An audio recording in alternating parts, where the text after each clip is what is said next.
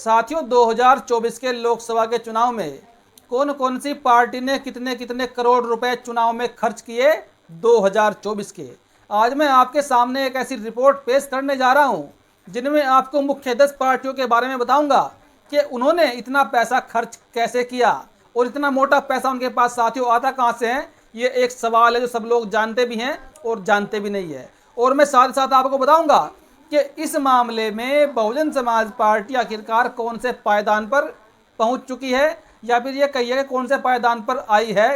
तो सबसे पहले साथियों बात करेंगे कि जब भी कोई चुनाव होता है मुख्य रूप से कुछ पार्टियां पैसे को पानी की तरह बहाती है। चुनाव जीतने के लिए वो इतनी जान लगाती है, चारों तरफ से पैसा इकट्ठा करके चुनाव में पैसे को लगाती है।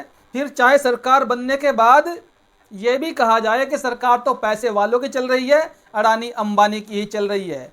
कुछ लोगों को तो ऐसे भी देखा गया कि वो लोग चुनाव में वोटरों को खुलेआम पैसा बांटते हैं और जब रैलियां होती है तो 300 रुपए में वोटरों को, समर्थकों को रैली में आने के लिए बोलते हैं, भीड़ जुटाने के लिए।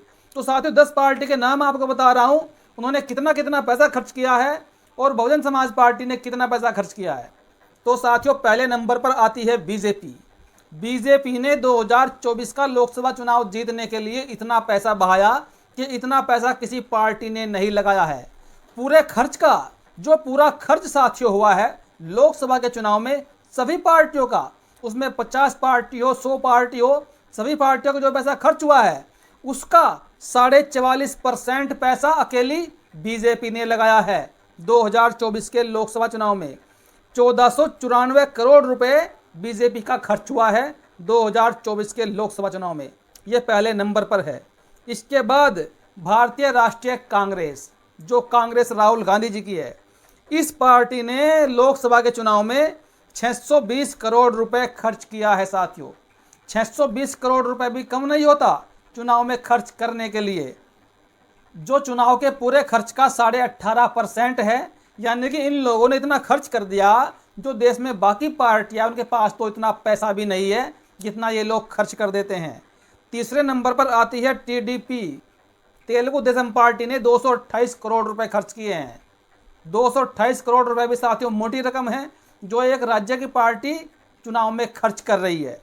इसके बाद आती है वाईएसआर, जो जगन मोहन रेड्डी की पार्टी है साथियों, उन्होंने 121 करोड़ रुपए खर्च किए हैं लोकसभा के चुनाव में। और इसी बीच साथियों मैं आपको बताना चाहूँगा कि बहुजन समाज पार्टी ने जो पैसा खर्च किया है वो लगभग 45 करोड़ रुपए खर्च किया है। लेकिन बहुजन समाज पार्टी जो टॉप शीर्ष में 10 पार्टियां हैं उनसे भी निचले पायदान पर है, यानी कि 11वें स्थान पर है बीएसपी पैसा खर्च करने के मामले में।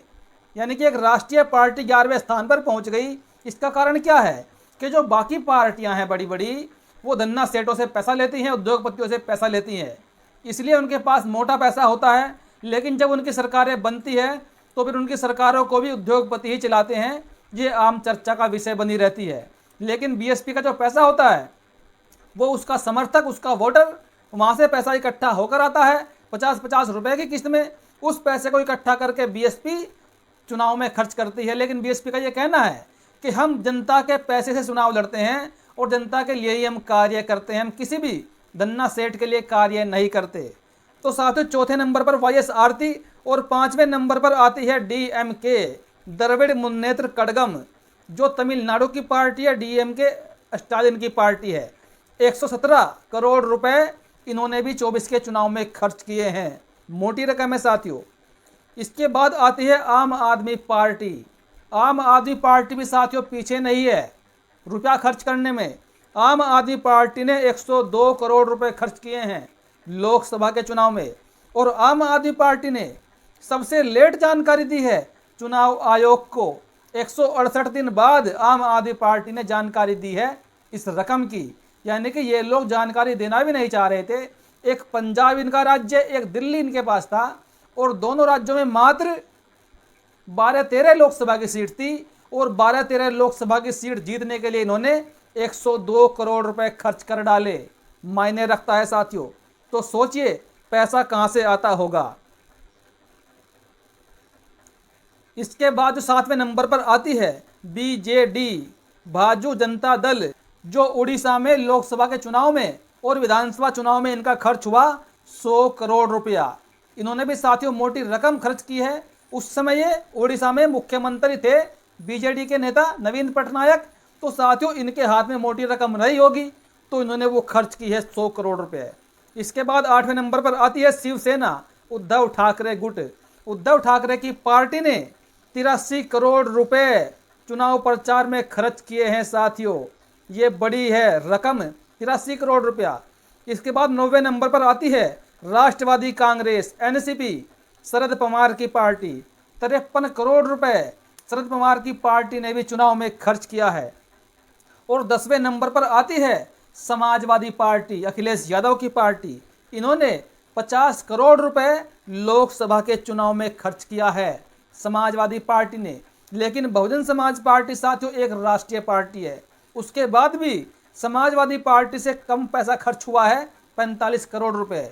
यानी कि उनके पास पैसा लिमिटेड मात्रा में होता है और उनके समर्थकों के दिया हुआ पैसा होता है। और बीएसपी 11वें स्थान पर पहुंची है साथियों इस मामले में। इस खर्च को लेकर साथियों आपकी क्या प्रतिक्रिया वो जरूर दीजिएगा। और अब मैं साथियों आपको एक ऐसी खबर देने जा रहा हूं जिसको सुनकर साथियों आपके रेंगटे खड़े हो जाएंगे।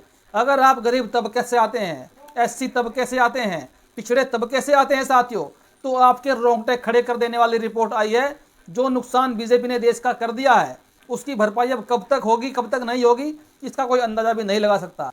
मैंने एक सवाल पूछा मैंने ग्रोक से, जो एलन मस्क का एक ऐप है, एक सर्विस है, उससे मैंने सवाल पूछा कि अब तक 2014 के बाद से भारत के अंदर कितने सरकारी स्कूल बंद हो चुके हैं। तो एक हैरान कर देने वाला आंकड़ा हमारे सामने आता है, आप भी देखिए और हैरान होइए। सवाल पढ़िए, भारत में अब तक कितने सरकारी स्कूल बंद हो चुके हैं पिछले 10 साल में।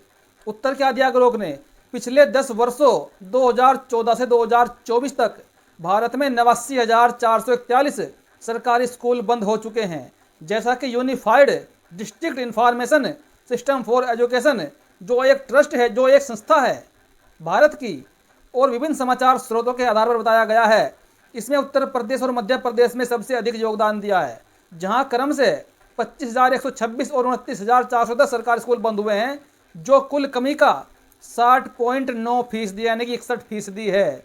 साथियों इन स्कूलों में जो 89,441 स्कूल बंद हुए हैं, आखिरकार इनमें बच्चे किसके पढ़ते हैं? क्या उद्योगपतियों के पढ़ते हैं? क्या किसी नेता के पढ़ते हैं? या किसी बिजनेसमैन के पढ़ते हैं? या किसी एक्टर डायरेक्टर के पढ़ते हैं? नहीं, इसमें बच्चे पढ़ते हैं हमारे आपके, दलितों के, पिछड़ों के, मुसलमानों के। यानी कुल मिलाकर इन स्कूलों में गरीबों के बच्चे पढ़ते हैं। और गरीबों को भारत के अंदर शिक्षा ना मिले, इसीलिए बीजेपी की सरकार ने इतने सारे स्कूलों को बंद कर दिया है। और बीजेपी ने तर्क दिया है इसके पीछे कि यहाँ पर स्कूलों में बच्चों की संख्या कम है, इसलिए उनको बंद करना पड़ रहा है, दूसरे नज़दीक के स्कूलों से मर्ज करना पड़ रहा है, जोड़ना पड़ रहा है। लेकिन अगर आप एक कैलकुलेशन करते हैं 89,441 को अगर आप 150 से कैलकुलेट करेंगे तो साथियों लगभग 1,34,00,000 बच्चे प्रभावित हो चुके हैं बीजेपी की सरकार से। यानी कि बीजेपी सरकार साफ साफ चाहती है कि आपके बच्चे न पढ़े।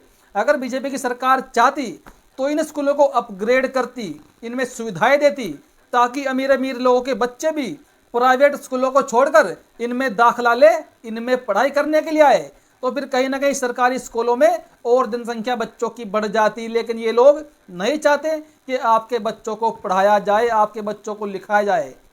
ये सबसे शर्मनाक हरकत है साथियों पूरी दुनिया में। एक तरफ पूरी दुनिया शिक्षा के पीछे भाग रही है, एजुकेशन के पीछे भाग रही है, टेक्नोलॉजी के पीछे भाग रही है, लेकिन हमारे देश की सरकारें स्कूलों को बंद करने का काम कर रही है। इससे पहले कांग्रेस ने सरकारी स्कूलों में खिचड़ी का प्लान शुरू करके गरीब बच्चों के हाथ में कटोरा थमाया था, लेकिन बीजेपी ने तो उन स्कूलों को बंद ही करने का काम कर दिया। इस पर आपकी क्या प्रतिक्रिया है जरूर दीजिएगा। धन्यवाद।